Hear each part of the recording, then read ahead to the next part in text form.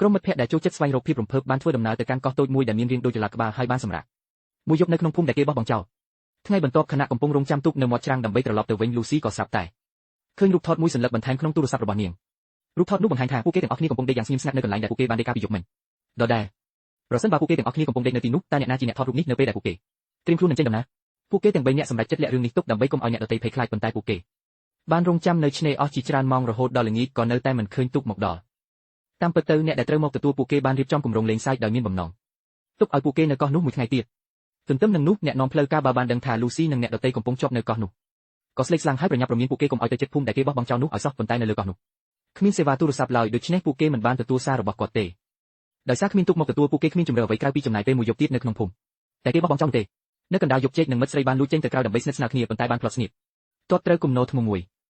វាបែរជាភ្នោរបស់ប្តីមេធ្មប់ទៅវិញ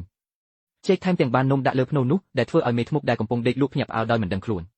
មិត្តស្រីរបស់គាត់បានរត់ត្រឡប់ចូលទៅក្នុងផ្ទះទាំងភ័យស្លន់ស្លោហើយប្រាប់អ្នកដទៃពីអ្វីដែលបានកើតឡើងពេលលើដូច្នេះពួកគេទាំងអស់គ្នាក៏ចេញទៅតាមរកភ្លាមប៉ុន្តែបន្ទាប់ពីស្វែងរកអស់ជាច្រើនម៉ោងនៅតែគ្មានដំណឹងពីជែកដដែលដោយដឹងថាវាចាប់ផ្ដើមនៅពេលពួកគេក៏សម្រេចចិត្តត្រឡប់ទៅភូមិវិញហើយបន្តការស្វែងរកនៅពេលព្រឹកក្នុងពេលជាមួយគ្នានោះនៅពេលដែលជែកភ្ញាក់ឡើងគាត់ឃើញខ្លួនឯងនៅក្នុងរូងភ្នំមួយត្រូវបានគេចងនឹងបន្ទះថ្មដោយសារគាត់បានធ្វើឲ្យភ្នូរបស់ប្តីនាងប្រឡាក់មេធ្មប់នោះបានកាត់គាត់ដោយក្រញាំដ៏មុតស្រួចរបស់នាងថ្ងៃបន្ទាប់ពួកគេសម្រេចចិត្តទៅរកជែកម្ដងទៀតប៉ុន្តែដើម្បីពង្រីកការស្វែងរកពួកគេបានបែកគ្នាដោយទុកឲ្យម៉ាធ្យូនៅចាំនៅវ៉ាន់ពួកគេដើររកដល់ពេលរសៀលតែនៅតែមិនឃើញអ្វីសោះពេលត្រឡប់មកវិញម៉ាធ្យូបានបាត់ខ្លួនហើយមានស្នាមឈាមនៅលើដីរឿងនេះធ្វើឲ្យពួកគេភ័យខ្លាចយ៉ាងខ្លាំងពួកគេប្រញាប់ទៅមាត់ច្រាំងដើម្បីមើលថាតើទូកសង្គ្រោះត្រឡប់មកវិញឬនៅបន្ទាប់ពីចាំបន្តិចទូកក៏លេចរូបរាងឡើងហើយគ្រាន់តែពួកគេគិតថាត្រៀមចាក់ចេញពីកោះនេះទៅហើយ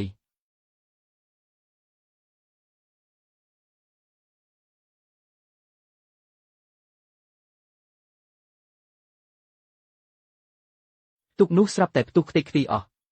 អ្នកដែលនៅលើនោះស្លាប់ទាំងអស់ភ្លាមដោយសារភាពភ័យខ្លាចខ្លាំងពេកមីយ៉ាបានទូចថាពួកគេត្រូវតែត្រឡប់ទៅភូមិវិញដើម្បីប្រឈមមុខជាមួយមេធ្មប់នោះបើមិនដូច្នោះទេពួកគេនឹងគ្មានថ្ងៃរួចផុតពីកោះនេះឡើយនៅពេលពួកគេទៅដល់គំនរធំមីយ៉ាបាននឹកឃើញដល់សុបិនរបស់នាងដោយសង្ស័យថាប្តីមេធ្មប់ប្រហែលជាត្រូវបានកប់នៅទីនេះពួកគេចាប់ផ្ដើមជីកហើយពិតមែនហើយពេលដែលមីយ៉ាប៉ះនឹងឆ្អឹងទិដ្ឋភាពមួយបានភ្លឺឡើងក្នុងខួរក្បាលរបស់នាងបានឃើញមេធ្មប់នោះជាមួយប្តីរបស់នាងដោយសារគាត់ជាជនបរទេសអ្នកភូមិបានប្រឆាំងយ៉ាងខ្លាំងចំពោះទំនាក់ទំនងរបស់ពួកគេទីបំផុតអ្នកភូមិបានសម្លាប់គាត់ដោយក្តីស្អប់ខ្ពើម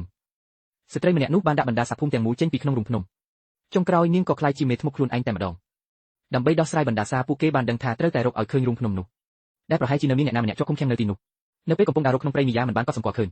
សត្វចម្លែកមួយក្បាលរត់ចូលក្នុងព្រៃនោះទេក្រោយពីដើរអស់ជាច្រើនម៉ោងបេនដែលកំពុងតែស្រេកទឹកបានទៅរកទឹកនៅមាត់អូប៉ុន្តែអ្វីដែលគាត់ឃើញគឺមុខដ៏គួរឲ្យខ្លាចមួយឆ្លងនៅក្នុងទឹកនោះ